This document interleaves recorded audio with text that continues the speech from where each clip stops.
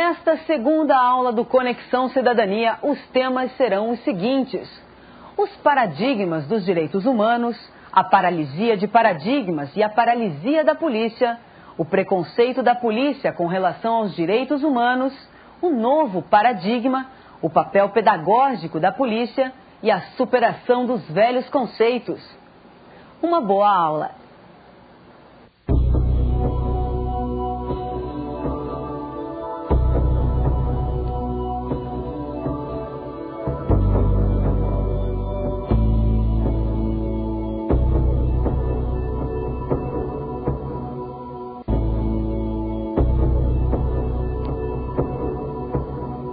Boas-vindas a todas e todos que estão conosco hoje aqui, aqueles que estão nos assistindo.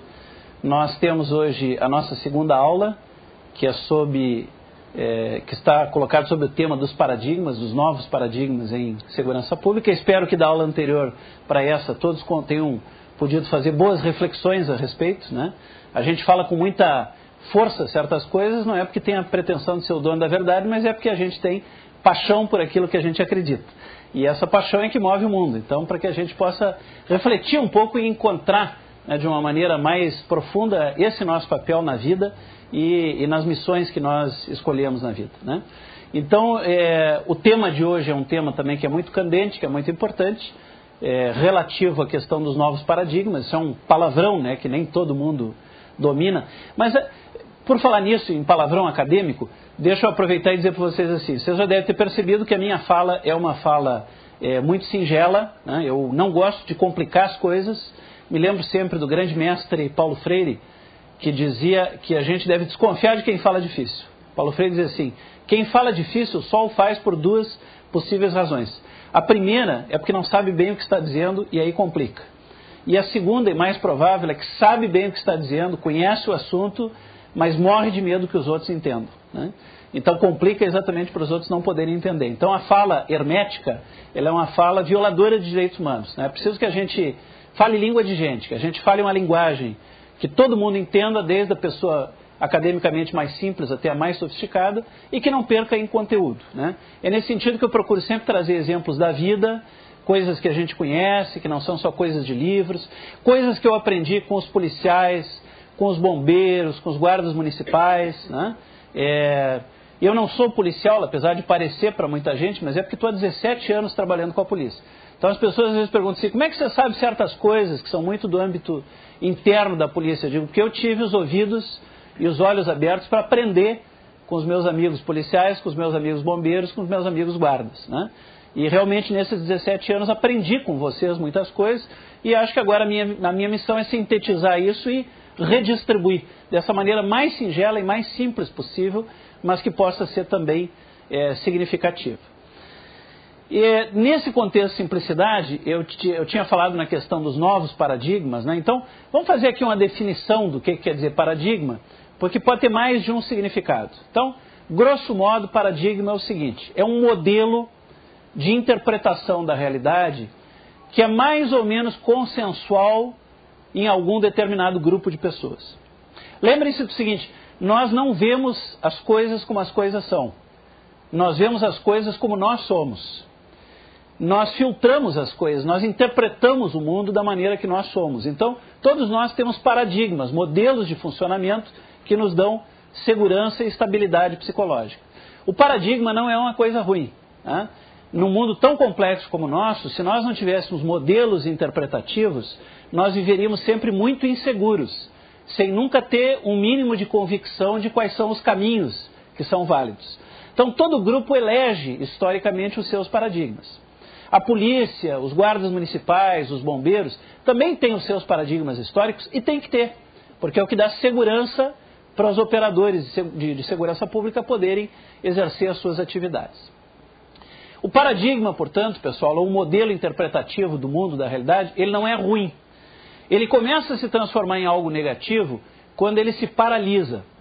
Então, o que é uma paralisia de paradigmas? É quando a história toda muda, quando o mundo muda, quando o mundo evolui, quando o quadro da realidade já está completamente diferenciado e nós continuamos aferrados em velhos modelos, em velhos paradigmas, porque nos daria uma profunda insegurança emocional nos soltarmos, nos largarmos, nos deixarmos carregar por paradigmas novos, né? Então, uma pessoa que se paralisa em paradigmas antigos é uma pessoa que vai se tornando cada vez mais inadequada para viver no mundo da realidade. E é por isso que nós precisamos pensar hoje um pouco sobre questão de paradigmas e de paradigmas na área da segurança pública, né? Porque certamente cada uma e cada um de nós que estamos aqui hoje, certamente cada uma e cada um dos que estão nos assistindo, tem um universo de paradigmas consubstanciado e é em cima desse universo que faz a sua atuação como guarda municipal, como bombeiro, como policial civil, como policial militar, como policial federal, como rodoviário federal. Então vamos pensar um pouquinho que paradigmas são esses, quais são os que nos servem, porque a gente também não busca coisa nova só pela novidade. O novo interessa quando o novo nos orienta melhor, né?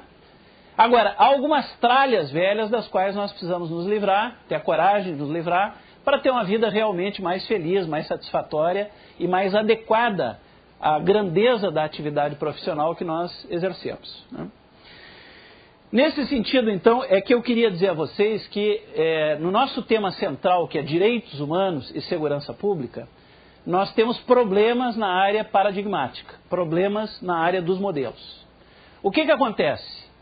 A comunidade de direitos humanos, de onde eu, por exemplo, sou originário, ela é multifacetada, não tem uma coisa só em direitos humanos, como não tem uma coisa só na polícia. Tem muitos segmentos e muitos paradigmas, né? Parte da comunidade de direitos humanos ainda mantém um velho paradigma sobre a polícia, um paradigma herdado do período ditatorial. E parte da polícia ainda tem um velho paradigma a respeito da comunidade de direitos humanos. Também um paradigma herdado do período ditatorial. Ora, nós não vivemos mais, graças a Deus, numa ditadura. Nós vivemos uma democracia, com defeitos, com imperfeições, muito típicas, inclusive, de uma jovem democracia, né? Lembrem sempre o seguinte, a democracia brasileira é uma adolescente. E passa por todas as crises e distúrbios que uma pessoa passa na adolescência. Tem maravilhas e distúrbios também, né? Então nós estamos construindo a democracia. Lamentavelmente na história desse país nós não tivemos muitos anos de democracia. Então os problemas que nós vivemos na nossa democracia são típicos da nossa inexperiência, da falta de maturidade democrática que só os anos de história podem nos trazer, né? E aí o que acontece nesse âmbito? Quer dizer, nós temos que pensar a questão dos paradigmas sobre segurança pública e direitos humanos à luz da democracia, porque graças a Deus nós não vivemos mais uma ditadura. É uma democracia imperfeita? É, mas alguém já disse, eu não me lembro quem é o autor, uma frase que eu acho extremamente interessante, alguém já disse que a pior das democracias é melhor do que a melhor das ditaduras. A pior das democracias é melhor do que a melhor das ditaduras. A gente até ouve falar de muita maracutaia, a gente pensa assim, mas isso não existia no tempo da ditadura. Lê do engano, né? Nós não sabíamos. É diferente quando as coisas existem, a gente não toma conhecimento, e quando numa democracia a gente pode abrir os jornais, as revistas, ligar a televisão e tomar conhecimento do que está acontecendo, né? O fato de nós ignorarmos durante 20 anos os problemas do Brasil não significa que os problemas não existissem. Apenas nós ignorávamos, porque a censura não permitia que nada disso fosse divulgado. Então, nesse contexto é que eu convido vocês a pensarem um pouquinho sobre velhos paradigmas paralisados sobre segurança pública e direitos humanos, que não servem mais nem para a polícia e nem para as organizações de direitos humanos. Eu posso falar disso com tranquilidade porque eu venho das organizações de direitos humanos e passei a dedicar praticamente toda a minha vida ao trabalho com a polícia, porque, como eu disse a vocês, há 17 anos atrás eu fiz uma descoberta muito interessante, que foi a descoberta da força da polícia nos processos de transformação social. Eu continuo e jamais quero deixar de ser um sonhador. Não um sonhador que não tem pé no chão. Um sonhador com pé no chão, mas alguém que tem projetos novos, né? Alguém que tem utopias, como alguém aqui falou na aula passada, né? Ai de nós se morrerem as utopias. Ai de nós, porque se morrendo as utopias, morre o próprio sentido da gente caminhar e tentar encontrar algo melhor na vida. Então eu continuo tendo utopias e já tinha muito tempo atrás, quando visitei a Holanda, e lá na Holanda conheci uma polícia que há mais de 20 anos vinha atuando como promotora de direitos humanos. Logo depois da ditadura militar, né? Passados poucos anos da ditadura. Fiquei encantado, fui lá fazer um curso um curso de direitos humanos na Holanda, um outro tema, né? E aí alguém me disse, você não quer fazer um estágio na polícia holandesa? E eu disse, mas no contexto de um militante social que enfrentou a ditadura, aquele convite me pareceu muito estranho, vou confessar para vocês. Eu disse, o que eu quero com estágio na polícia? Tinha ainda algum preconceito em mim naquele momento. Um preconceito de alguém que não tinha percebido que não vivia mais na ditadura, mais na democracia. Mas, por outro lado, eu sou uma pessoa muito aberta e digo, vou topar, vamos lá. E aí fui para Apeldoorn, onde tem uma cidade onde tem academia de polícia holandesa, depois fui para Amsterdã, e conheci uma polícia extremamente rigorosa. Vejam que às vezes quando a gente fala de outros países, as pessoas dizem assim, mas não dá para comparar a polícia do Brasil com de nenhum outro país. Depende. Na Holanda nós temos muitos problemas de violência e drogas, é um país de primeiríssimo mundo, mas tem muito problema de violência e droga, e é sim possível comparar a energia que tem que ter a polícia holandesa com a energia que tem que ter a polícia brasileira. Não é barra fácil na Holanda para ser polícia. Então fiz o estágio e lá encontrei na Holanda uma polícia extremamente enérgica e, vejam, ao mesmo tempo extremamente promotora de direitos humanos. Não apenas respeitadora, porque isso seria muito pobre no entendimento deles, mas uma polícia protagonista, uma polícia que estava e está à frente das causas de direitos humanos. Voltei ao Brasil e uma pessoa aqui me disse assim, eu falei encantado da experiência da polícia holandesa, e uma pessoa me disse assim, Ricardo, você está tão maravilhado com a polícia da Holanda, por que você não constrói alguma coisa em parceria com a polícia aqui do Brasil? Vou abrir meu coração e confessar para vocês, minha primeira reação foi assim, aqui no Brasil não dá. E a pessoa me disse, não dá por quê? Nós não somos uma democracia? Somos. Nós podemos dispensar a polícia? Olha, essa pergunta tem uma resposta óbvia. Eu disse, não, nós precisamos da polícia. Então você quer ficar no lugar só de quem joga pedra ou você quer construir alguma coisa junto? Alguma coisa que seja melhor e diferente? E eu disse, não, eu quero construir. E aí joguei praticamente toda a minha vida nesse trabalho que me dá profunda satisfação. Eu sempre digo, na minha perspectiva espiritual de minha vida, que eu gostaria muito que Deus me desse a graça de poder um dia chegar à idade mais avançada, a velhice, e eu gostaria muito de poder olhar para trás e avaliar minha vida, e vou dizer assim de todo o coração para vocês assim, se um dia eu puder olhar para a minha vida, tem uma coisa que eu tenho 100% de certeza que eu vou dizer que valeu a pena. Foi poder ter encontrado a polícia, os bombeiros, os guardas municipais e ter podido dedicar esses segmentos à minha vida. E valeu a pena porque eu tenho certeza que cada policial, cada bombeiro, cada guarda atingido, cada pessoa dessas que nós conseguimos mobilizar, é uma pessoa que mobilizou a sua comunidade. Então, ao falar para um, ao mesmo tempo a gente está sempre falando para uma multidão, exatamente pela penetração e pelo impacto que tem esses profissionais na sociedade. Aí é que começou todo esse trabalho e aí é que pinta a reflexão sobre novos paradigmas. Por quê? Porque quando a gente fala de parte da comunidade de direitos humanos, de onde eu venho, o olhar que se tem da polícia, dos segmentos mais conservadores de direitos humanos, o olhar que se tem da polícia ainda é um olhar institucionalmente muito negativo. O que eu quero dizer com isso? Eu quero dizer que a ação de maus policiais, ela não nos autoriza a fazer um juízo das instituições policiais. Das instituições policiais nós precisamos, nós não podemos prescindir, elas nos garantem espaço de vida democrática. Dos maus policiais nós não só precisamos, como devemos prescindir. Agora, das instituições policiais e dos bons policiais, nós não podemos prescindir. Então, o olhar de um setor da comunidade de direitos humanos sobre a polícia, o setor mais conservador da comunidade de direitos humanos, é um olhar equivocado. Vocês estão vendo que eu não sou um sujeito corporativista. Eu sou militante de direitos humanos, mas não sou corporativista em relação a direitos humanos. Tem uma parte da minha comunidade de direitos humanos que está equivocada em não ter se dado conta da profunda importância dos policiais, dos bombeiros e dos guardas municipais na construção de uma sociedade diferente. Por quê? É por má fé? Não, é porque não perceberam que a ditadura acabou de fato. É porque não perceberam que se nós quisermos mudar a sociedade brasileira, transformar a sociedade brasileira, nós precisamos entrar num processo de contaminação positiva. Já pensaram nisso? Assim como tem contaminação negativa, e a sociedade está profundamente contaminada de coisas negativas, nós podemos, entre aspas, contaminar positivamente a sociedade. E para isso nós precisamos dos chamados formadores de opinião. Ora, quem são os formadores de opinião? Os formadores são você que está nos assistindo, vocês que aqui estão, todos aqueles que fazem parte daquilo que na aula passada nós chamávamos de profissões-chave ou categorias-chave. Então, nesse sentido, é que nós precisamos mudar o olhar de parte da comunidade de direitos humanos sobre a polícia.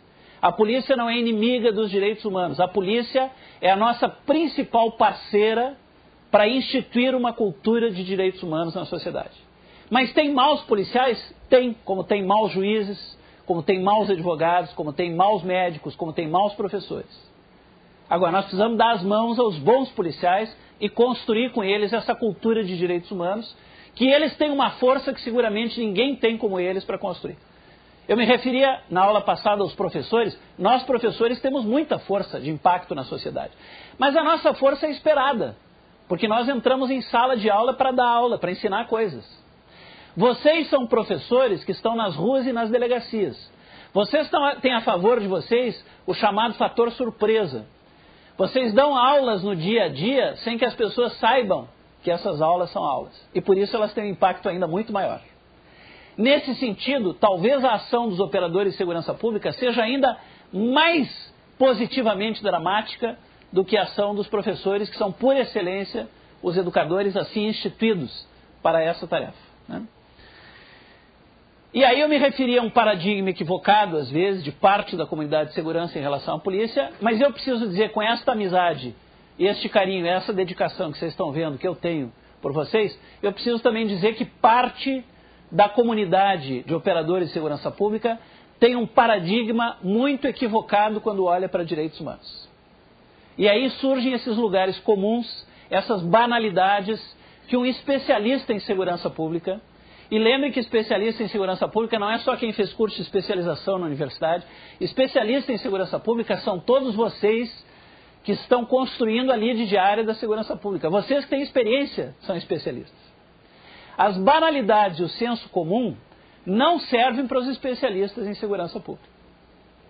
Uma banalidade terrível, por exemplo, é dizer que direitos humanos é defesa de bandidos. Ora, isso pode servir para uma pessoa ignorante, mas isso não serve para um operador de direito, de justiça e de segurança, como são cada uma e cada um de vocês.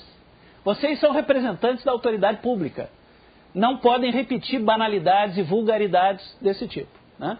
Então, assim como o olhar da comunidade de direitos humanos sobre a polícia e sobre os bombeiros, sobre os guardas tem que ser alterado, também o olhar dos guardas, dos bombeiros, dos policiais civis e militares, em parte tem que ser alterado sobre a comunidade de direitos humanos. E aí eu quero fazer, numa frase, uma síntese que é a seguinte: nós de direitos humanos temos que parar de pedir para os operadores de segurança pública respeitarem direitos humanos. Eu jamais pediria a vocês que respeitem direitos humanos. Eu, na verdade, não quero que a polícia, por exemplo, respeite os direitos humanos, porque acho que respeitar direitos humanos é muito pobre e muito pouco para a polícia. Respeitar apenas é uma dimensão passiva, é legalista. Se amanhã ou depois as leis mudam e vem alguma lei violadora de direitos humanos, a polícia vai se adaptar imoralmente à nova lei? Não, a moralidade é mais importante que as leis. Os princípios morais vêm antes das leis, ainda que as leis sejam também muito importantes, mas elas apenas consubstanciam historicamente princípios morais. Então, eu não quero que a polícia respeite os direitos humanos, porque a polícia é tão importante, ela é tão nobre, ela é tão significativa para a democracia, que eu só posso pedir à polícia e provocar a polícia a que ela promova os direitos humanos. Porque promover é muito mais importante do que apenas respeitar. Porque promover é estar na frente, porque promover é ter uma dimensão ativa. Porque no trem dessa história dos direitos humanos, vamos usar essa metáfora, né? No trem dessa história dos direitos humanos, a polícia, os bombeiros, os guardas, não podem se sujeitar a serem apenas vagões, puxados, arrastados pela história dos direitos humanos. Não, cabe a vocês, policiais, guardas municipais, bombeiros, cabe a vocês fazerem parte da locomotiva. Vocês têm que estar na frente, vocês não têm que ir a reboque. Vocês têm que puxar a questão dos direitos humanos como uma questão que é a mais pertinente e a mais importante para vocês. O que significa isso? Se a gente pensar um pouquinho, por exemplo, no embrião da formação das polícias no mundo ocidental, se a gente pensar na força pública da França, que inspirou as polícias do mundo ocidental, a gente vai encontrar lá na Constituição da Força Pública Francesa uma norma que determina o seguinte: cabe à força pública promover os direitos das pessoas. E, portanto, não apenas respeitar, não apenas se submeter à lei, mas realmente estar na frente de uma revolução de costumes e de uma revolução de valores. Nada menos para vocês, nada mais pobre para vocês. É isso o que realmente cabe aos operadores de segurança pública. Então, o que fica para todos nós é um convite para repensarmos essa questão de modelos e de paradigmas em termos de direitos humanos e de segurança pública. Eu ousaria fazer uma síntese dizendo assim: o novo paradigma é direitos humanos com segurança pública e segurança pública com direitos humanos. Nada menos do que isso. O que é que significa essa questão? Significa que vocês que aqui estão e vocês que nos assistem devem estar à frente das lutas dos direitos humanos, seja como profissionais, seja como cidadãos qualificados que detêm um alto poder. Seja na organização das coisas da comunidade, seja na organização das coisas da profissão típica de vocês, que é uma profissão de cuidar da comunidade. Então, superar, pessoal, aquelas velhas questões, aqueles velhos mitos de que há um conflito, há uma luta entre polícia e direitos humanos. Isto é viver anacronicamente, isto é viver fora de época, isto é viver ainda no mundo da ditadura militar, que já acabou, graças a Deus, há muito tempo. No nosso mundo da democracia imperfeita, mas em construção, só cabe uma coisa: darmos as mãos e construirmos juntos uma cultura de promoção dos direitos humanos. Esse é o desafio e esse é o convite que fica a cada uma das pessoas que aqui estão e a cada uma das pessoas que nos assistem. Nesse contexto, é importante que a gente lembre que direitos humanos a gente não promove com discursos. Nós só podemos mudar a cultura de uma sociedade através do exemplo. Eu, na aula passada, perguntei para vocês quem é que tinha filhos, e grande parte das pessoas aqui levantaram a mão, né? Quero pedir licença para dizer uma coisa agora da minha área profissional como psicopedagogo. Jamais repitam essa bobagem para os filhos de vocês, que infelizmente muitos pais, sem má fé, mas por ignorância dizem, que é o jargão: faça o que eu digo, mas não faça o que eu faço. Isso é absolutamente impossível no campo da psicologia. As pessoas não fazem o que nós dizemos, as pessoas fazem o que nós fazemos. As crianças e os jovens imitam nesse sentido, seguem nesse sentido os nossos comportamentos. Só o exemplo é que pode arrastar as pessoas e as multidões. Tem um filósofo que eu gosto muito, que é o Ralph Emerson, um filósofo norte-americano, que ele diz assim: o que você é fala tão alto que não se escuta o que você diz. O que você é fala tão alto que não se escuta o que você diz. A força do nosso exemplo, ela é infinitamente maior do que a força das nossas palavras. Então, retomemos aqui o contexto de profissões que operam segurança pública e que estão na vitrine permanente da sociedade. A sociedade imitará os comportamentos de vocês. Se a palavra imitar é muito pesada, ou se a palavra imitar é pedagogicamente incorreta, vamos mudar então a palavra e vamos dizer o seguinte: a sociedade seguirá e se balizará pelo exemplo de vocês. É por isso, pessoal, que nós temos que evitar muito o chamado paradoxo pedagógico, a contradição pedagógica. Não é possível que a gente diga no discurso para a sociedade que matar é errado se nós admitimos matar. Quando a gente encontra alguém que tem uma conduta de um mau profissional, de um mau policial, a gente pode ouvir um discurso assim: Eu sou absolutamente contra o assassinato. Eu acho que tem que matar essa gente que assassina os outros. Então, a mensagem subliminar é mais ou menos o seguinte: matar é inaceitável. Então, nós, operadores públicos de direito e de justiça, nós, operadores do Estado, nós, autoridades, nós vamos dizer para a sociedade o seguinte: sociedade, é inadmissível tirar a vida de uma pessoa. Então, nós vamos pegar esses bandidos que tiram a vida dos outros, vamos tirar a vida deles para ensinar para vocês que não se tira a vida das pessoas. Ora, você não ensina que não se tira a vida dos outros tirando a vida. Mas os bandidos não podem ter um comportamento absolutamente inaceitável e monstruoso? Podem. E nem isso justifica que a gente faça com eles o que eles fazem com a sociedade. É preciso ter uma consciência clara que o operador de segurança pública tem que ser a ponta oposta ao comportamento criminoso. Não é possível ceder ao comportamento criminoso, nem mesmo quando a gente trata com os criminosos. Porque é absolutamente imprescindível que a sociedade inteira veja que, do ponto de vista metodológico, nós e os criminosos somos diferentes. Nós não só dizemos coisas diferentes, nós não só acreditamos em coisas diferentes, mas nós agimos diferentemente daqueles que lesam os direitos da sociedade, né? Então eu friso com isso o seguinte: só o exemplo é que transforma. O resto é discurso, e é discurso necessariamente vazio se não vem acompanhado do exemplo. Nesse sentido, eu retomo e reforço com vocês o papel pedagógico das polícias, dos bombeiros e dos guardas. Quando vocês pensarem em vocês, pessoal, se acharem que tem valores que eu vou dizer, procurem sempre pensar em si mesmos da seguinte maneira: eu policial, eu bombeiro, eu guarda municipal, eu policial civil, policial militar, eu policial federal, eu sou um pedagogo da cidadania. Porque o pedagogo não é alguém necessariamente que fez faculdade de pedagogia. O pedagogo é aquele que interfere educando as gerações. Então, esta é a missão que tem os operadores de segurança pública. Nesse sentido é que nós precisamos superar aqueles velhos tempos. Palavra que vocês ouvem muito: os ranços, né? Os ranços da ditadura não servem mais para nós. Nós precisamos ter a coragem de construir neste querido país que nós temos, tão eivado, como eu disse, de injustiças e de crueldades, mas nós precisamos ter a coragem de fazer do nosso Brasil um país de primeiro mundo. Nós não devemos e nem precisamos nos sujeitar à vocação de um país terceiro-mundista, de um país atrasado, de um país pré-moderno. Está na hora do Brasil acordar. E o Brasil só pode acordar a partir da nossa sacudida, das nossas mãos. O Brasil não vai acordar sozinho se nós não fizermos a nossa parte.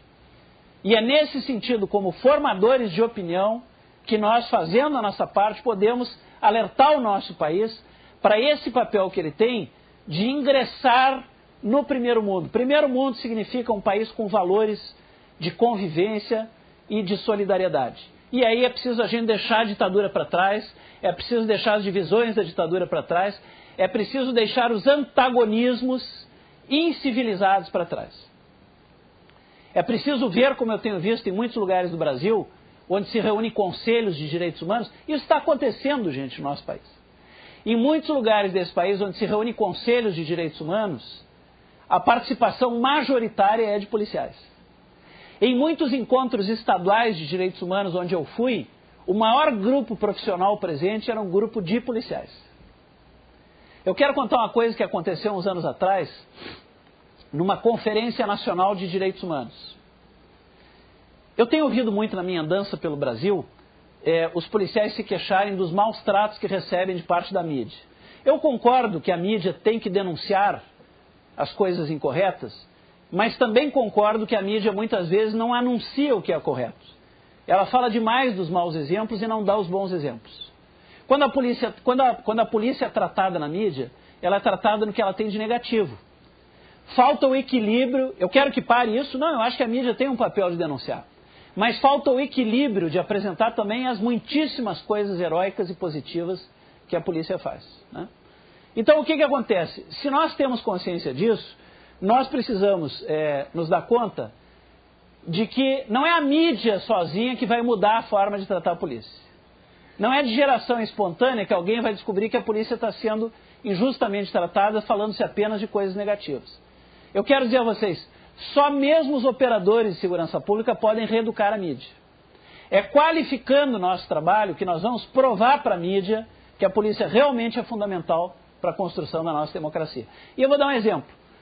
Há uns anos atrás, numa Conferência Nacional dos Direitos Humanos, onde lá estava todo o top de linha dos direitos humanos no Brasil, tanto os setores que trabalham com a polícia, como alguns setores mais atrasados e conservadores que ainda têm preconceito com a polícia, portanto, a conferência com toda a liderança nacional de direitos humanos, apareceu, de repente, já iniciada a conferência, uma delegação de policiais militares fardados. Em anos onde ainda não era muito comum a participação de policiais em atos desse tipo. Mas não preciso dizer a vocês que a conferência parou. Houve um murmúrio, um comentário, né? E ouvindo-se o que as pessoas diziam, havia todo tipo de abordagem, né? Havia quem dissesse assim, eles estão aqui para nos espionar, o que seria efetivamente um pouco estranho porque fardados, né? Eles estão aqui para nos espionar, eles estão aqui para nos intimidar, para não deixar que nós falemos, mas nós vamos ter coragem de dizer tudo que nós temos a dizer, né? E lá pelas tantas espalhou-se que era uma delegação da Polícia Militar de Alagoas. Como Alagoas naqueles anos tinha péssima fama, disse ainda de Alagoas, né? Vejam ao que leva o preconceito.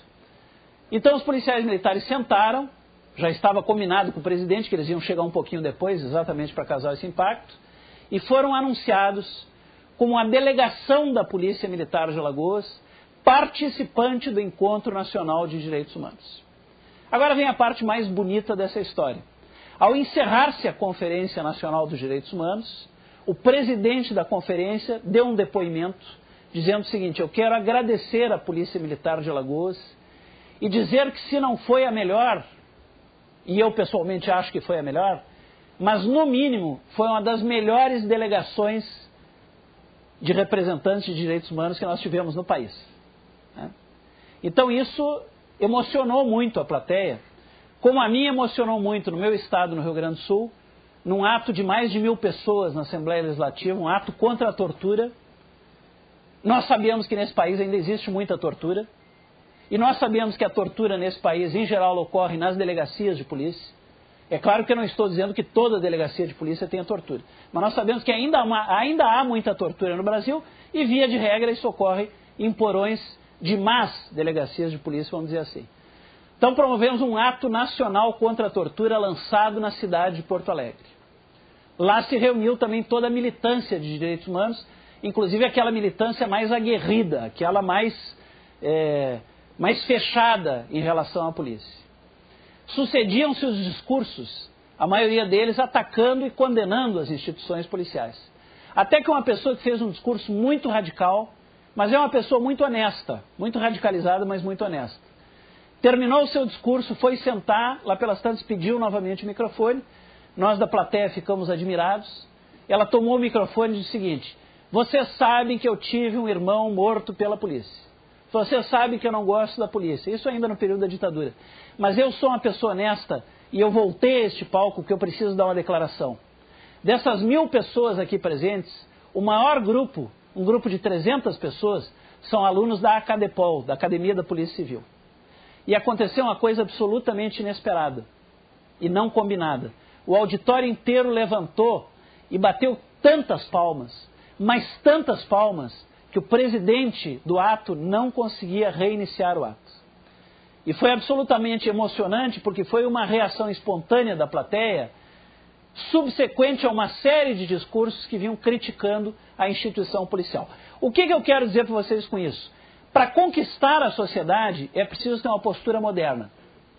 O único jeito de conquistar a mídia, de conquistar a sociedade, é surpreender a mídia e a sociedade, assumindo as posições mais avançadas, mais protagonistas e mais precursoras no campo dos direitos humanos. E isso todo guarda municipal, todo policial militar, todo policial civil pode fazer e tem autoridade para fazer.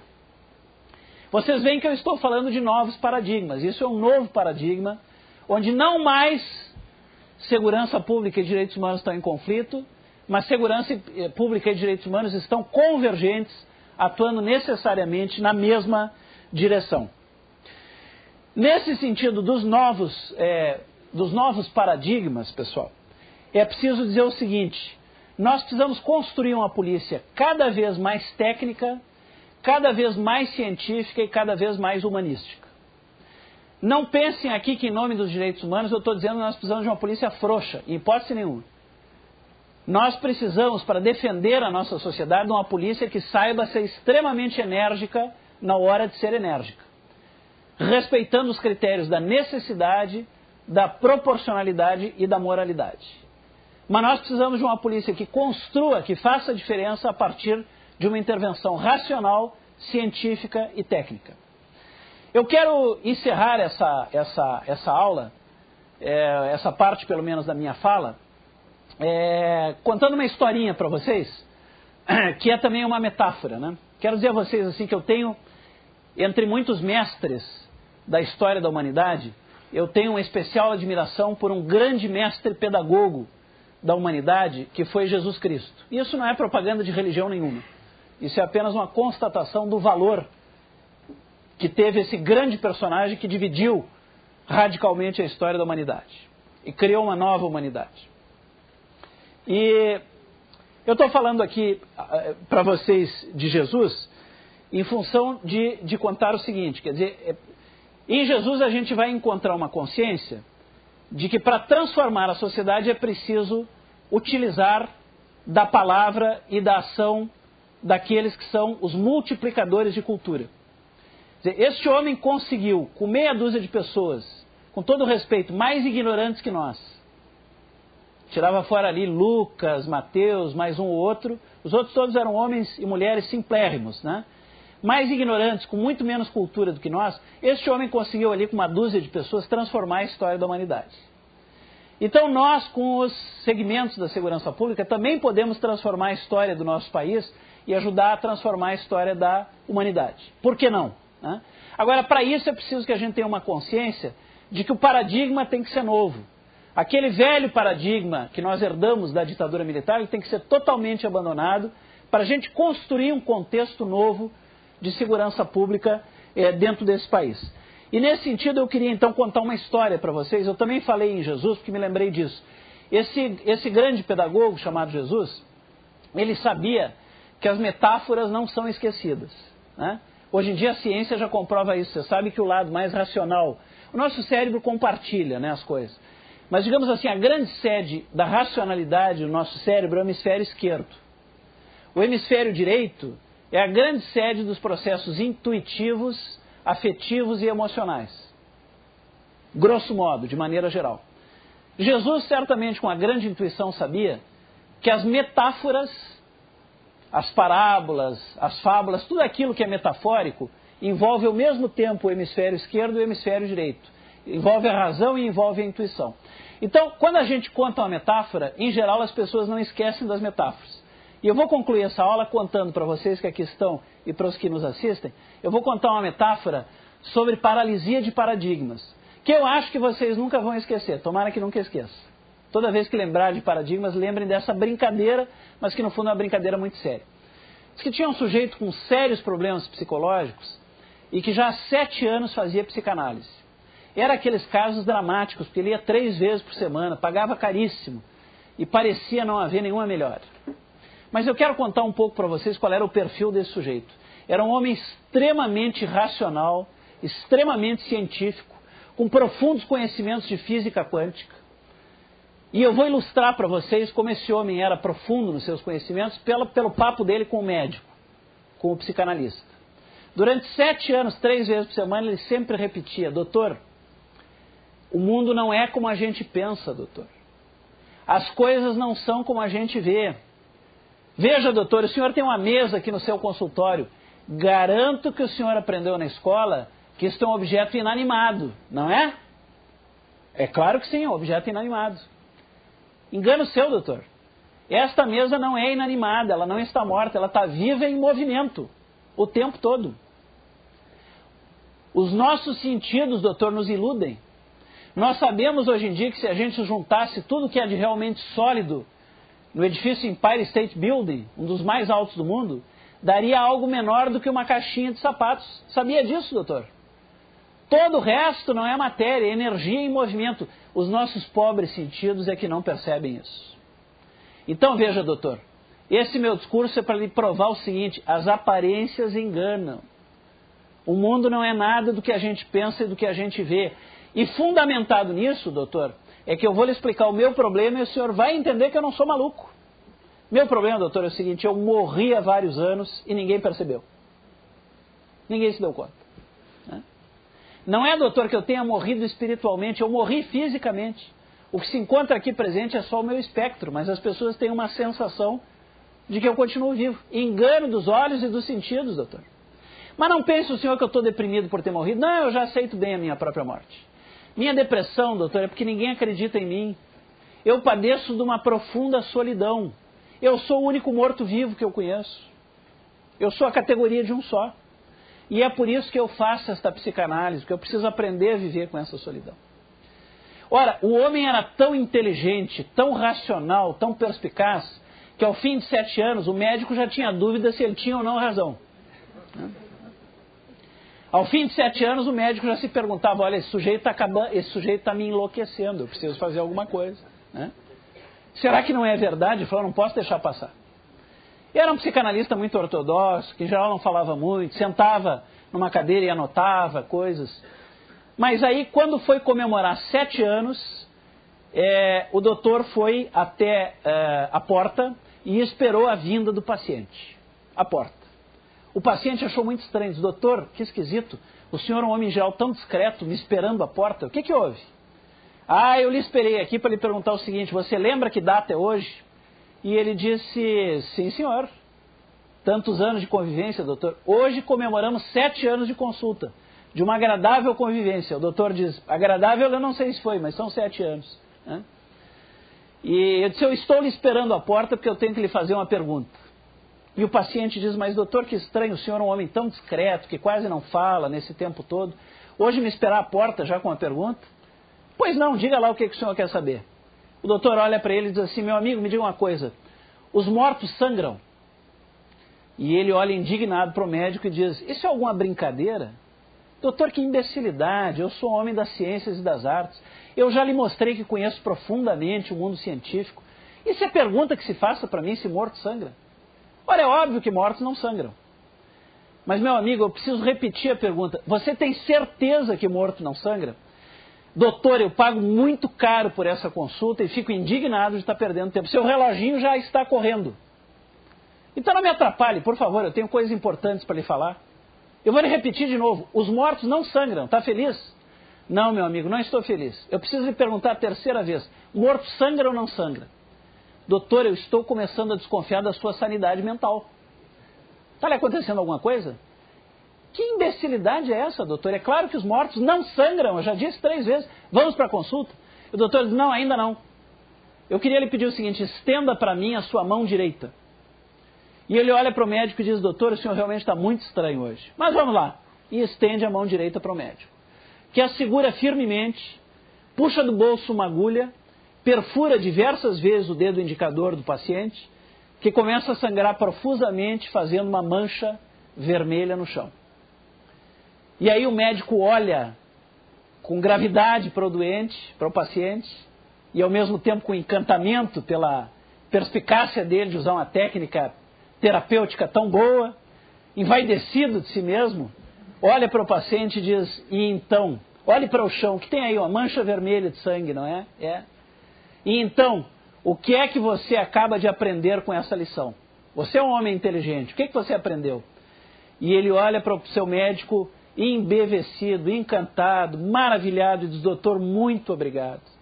Aprendi que escolhi o médico certo. O senhor é uma sumidade e vai entrar para a história da medicina como o homem que descobriu que os mortos também sangram.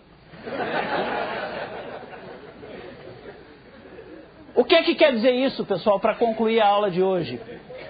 Nós, às vezes, nos portamos como esses mortos que sangram. O mundo muda constantemente e rapidamente. A realidade exige de nós posturas diferentes. O planeta exige de nós uma inserção protagonista no campo de criar as transformações e as diferenças. A sociedade exige de nós, operadores de segurança pública, uma guarda altamente civilizada e altamente humanística. E nós, às vezes, ficamos aferrados a velhos paradigmas, acreditando que a truculência pode reduzir criminalidade e violência, quando a truculência é o famoso paradoxo pedagógico. No mundo inteiro, as pesquisas demonstram que quanto mais truculenta é uma polícia, mais aumenta a criminalidade. Não sei se todo mundo sabia disso. Quanto mais uma polícia se porta mal, mais ela autoriza inconscientemente o conjunto da sociedade a se portar mal. E ao mesmo tempo essas pesquisas comprovam que quanto mais racional, quanto mais científica, quanto mais precisa é a intervenção policial, mais decresce a criminalidade e mais decresce a violência. Então, estejamos todos nós que aqui estamos e todos os que nos assistem incluídos no novo paradigma da modernidade, que é, como eu disse, segurança pública com direitos humanos e direitos humanos incorporados definitivamente às lides da segurança pública. Vamos fazer um momento para perguntas? Dentro dessa questão dos paradigmas, né, a gente como operadores da segurança pública, a gente precisa, para alcançar esses paradigmas, trilhar por um caminho que deve ser, acredito eu, sólido e consistente, né? Não sei se é mais ou menos esse caminho de atingir os paradigmas basilando a conduta frente à ética e à moral. Vou usar uma frase que é um jargão, mas ela é prenhe de significado, cheia de significado, né? E a frase diz assim: dê-me uma boa polícia e eu lhe darei uma boa academia de polícia. Dê-me uma boa polícia e eu lhe darei uma boa academia de polícia. Não há polícia boa onde o processo interno de ensino não é bom. Então é importante a gente lembrar que se a academia de polícia não faz um trabalho permanente e qualitativo, nós não podemos chegar a ter uma boa polícia. Nós temos que acabar no Brasil com a chamada formação de start. Formação de start é o seguinte: quando as pessoas entram na polícia, botam uns meses na academia, dá uma formação, às vezes até meio atabalhoada, meio entulhada, depois larga nas ruas durante 20 anos e nunca mais chama para ter formação nenhuma. Isso é um desrespeito pelos operadores policiais, pelos guardas, pelos bombeiros, assim. É preciso dar uma formação inicial? Mas é preciso dar uma formação permanente. É muito triste quando a gente encontra um policial que diz que está há 10, a 15, a 20 anos na rua e nunca mais foi chamado para fazer um curso. Porque nós acabamos tratando essa pessoa apenas como uma peça de uma engrenagem e não como um ser humano. Todo ser humano precisa constantemente estar se qualificando. Então, eu estou extraindo da sua questão o seguinte: a formação moral que um operador de segurança pública precisa ter, ela é interna à sua instituição. Eu lamento dizer isso para vocês, mas as pessoas não vêm com formação moral da universidade. Tem um mito aqui no Brasil que diz assim, basta a gente exigir mais estudo, que a ação das polícias vai se qualificar. Não, a gente tem que exigir mais estudo, mas mesmo pessoas com muito estudo podem ter uma péssima conduta moral. Conduta moral é uma coisa que a gente forma em casa, na família. Quem não teve essa sorte de formar na família e não teve essa sorte de formar na escola, tem que ter a sorte de formar dentro da corporação onde faz parte. Então eu acho que a grande função das academias e escolas de polícia ou de guardas municipais é precisamente focar a sua formação no campo da moralidade. Tem que ensinar técnicas, tem que ensinar procedimentos, mas principalmente tem que ensinar a esse policial, a esse bombeiro, a esse guarda, a força, a importância que ele tem, o estrago que ele pode fazer se ele se portar mal e o benefício que ele pode fazer se ele realmente atuar como um construtor de cidadania. Então essa é realmente a grande formação que se espera das escolas e academias de polícia. Mas é a formação permanente, não é só no ingresso na instituição que tem que dar formação e depois jogar as pessoas a esmo e por sua própria conta. Mas eu quero concluir a minha resposta ao Guedert, que nos fez essa interessante pergunta, com um exemplo prático. Num desses estados onde eu estive trabalhando com as polícias, eu me defrontei com a seguinte situação. Havia um grupo de cadetes que vinham recebendo formação na academia e num carnaval temporâneo, um carnaval fora de época, esses cadetes foram requisitados para ajudar na segurança pública nas ruas. Naquela academia, os cadetes estavam sendo extremamente maltratados por oficiais que confundiam hierarquia e disciplina com humilhação. Não eram todos os oficiais, mas eram alguns que realmente maltratavam profundamente os cadetes. Isso foi gerando nos cadetes uma raiva, uma indisposição muito grande. E aí, fazendo amizade com os cadetes durante um curso, um deles me contou uma história sobre valores que é muito interessante. Ele disse: professor, eu vinha com tanta raiva da forma como eu era tratado, que eu só estava esperando sair às ruas, nós saímos com as tonfas, eu só estava esperando sair às ruas, e eu fiz um voto: primeiro bêbado que eu encontrasse na minha frente, eu ia quebrar inteiro com a tonfa. E de fato encontrei um bêbado, e quando eu ia puxando a minha tonfa, que a tonfa já estava no ar, me veio à memória a lembrança de meu pai já falecido. E antes de descer a tonfa, me passou ainda que rapidamente pela cabeça o seguinte pensamento: o que é que meu pai deve estar pensando de mim se de algum lugar agora ele está me vendo? E aí eu imediatamente guardei a tonfa. Esse era um homem que tinha valores morais que foram extraídos de casa, ainda que a academia da qual ele participava não estivesse ensinando a ele valores morais. Muito ao contrário, estava ensinando as piores formas de procedimento. Mas e todos aqueles que não obtiveram valores morais em casa? É a função nossa, instituições de segurança pública, fornecer aos nossos queridos e importantes policiais, bombeiros, guardas municipais, essa formação moral que nós não podemos garantir que eles tenham recebido em casa. O senhor citou vários paradigmas aí, a diferença entre um bandido americano e um bandido brasileiro, né? Onde a abordagem no veículo nos Estados Unidos, o policial para, o carro para, a pessoa fica no carro, coloca a mão no volante.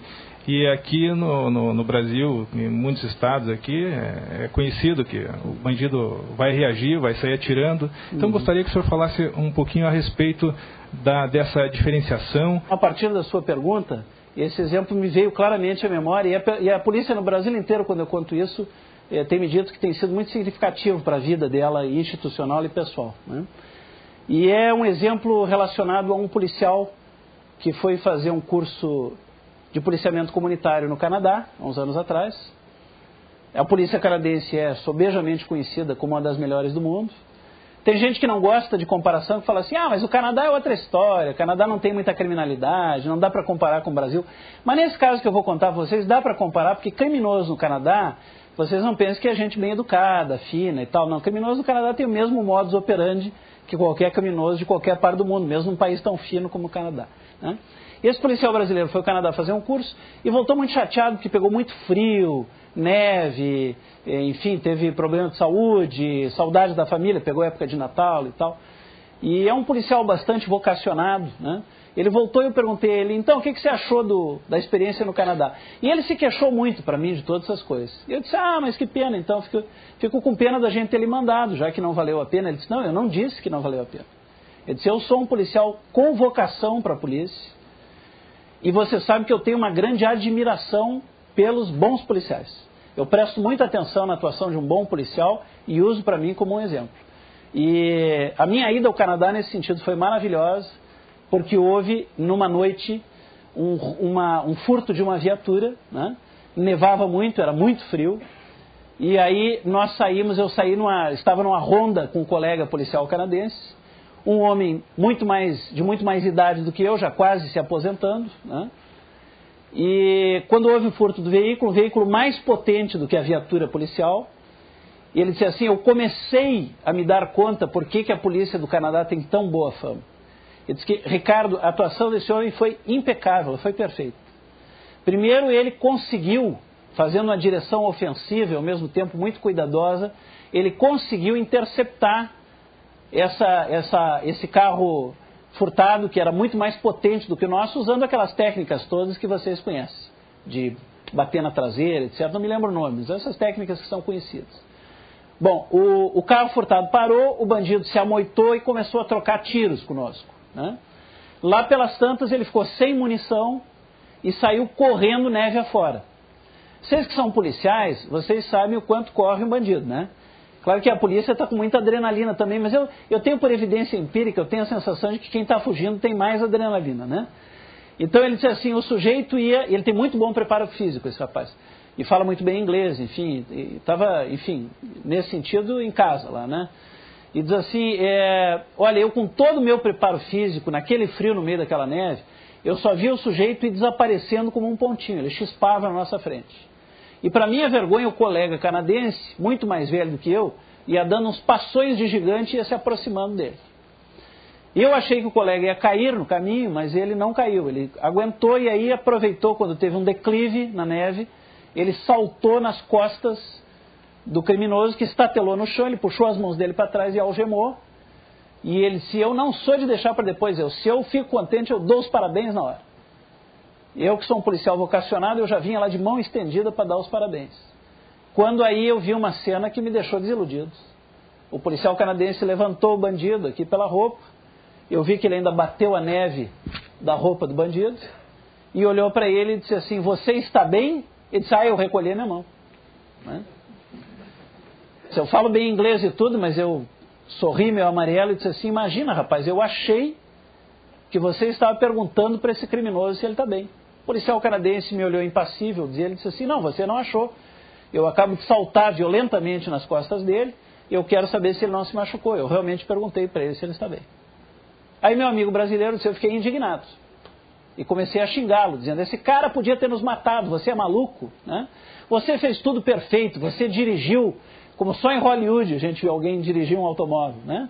Você interceptou, você trocou tiros, você saltou como um tigre em cima do cara, quando eu nem aguentava chegar lá, eu que sou mais jovem, né? E agora você pergunta se esse bandido está bem? Mas que importância tem o bandido? Aí ele disse que o policial canadense usou uma metáfora. Ele disse, olha, quando eu estou agindo, né? Você me viu fazer tudo isso, eu fiz isso a minha vida inteira de policial e vou fazer até o dia da minha aposentadoria.